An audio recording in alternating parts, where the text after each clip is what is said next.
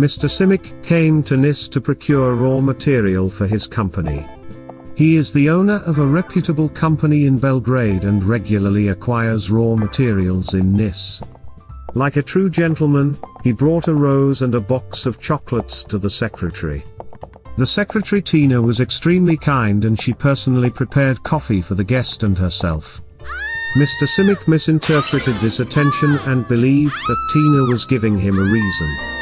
Tina's screaming alarmed the employees in the collective and help soon arrived.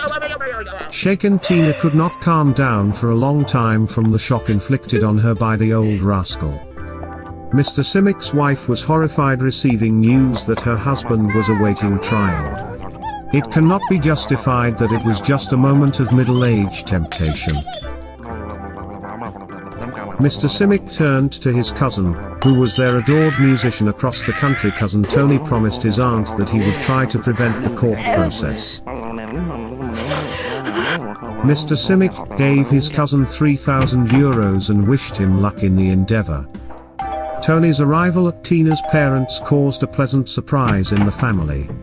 They received Tony as the most born a family member. Tony used his popularity to convey Uncle's apology and a request to smooth things over. But the mention of compensation in the form of money produced a stormy reaction from the family. Tony didn't give up, but put all his charm into it to completely conquer the family.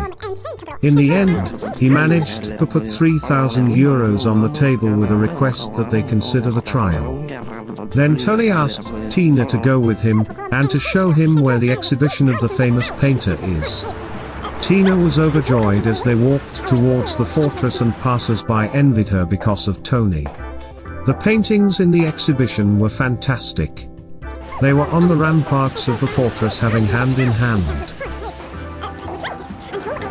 Tony cleverly took the opportunity to, on a walk with Tina, put his arm around her waist. There was a bench in a lonely place which will bear witness to the birth of love. And it couldn't end without giving the proof of love.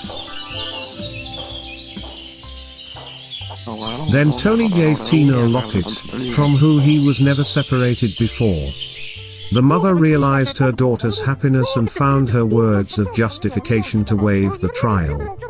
Mr. Simic and the aunt were endlessly grateful to the savior Tony. Hot love soon became internet love, and over time it calmed down like the sea after a storm.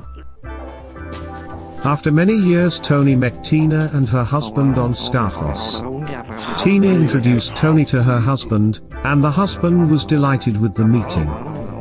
Tina told him how Tony had saved her family from the shame of court proceedings.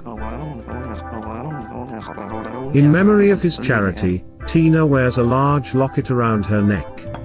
Tina's world has rocked, but it had neither time nor courage for change.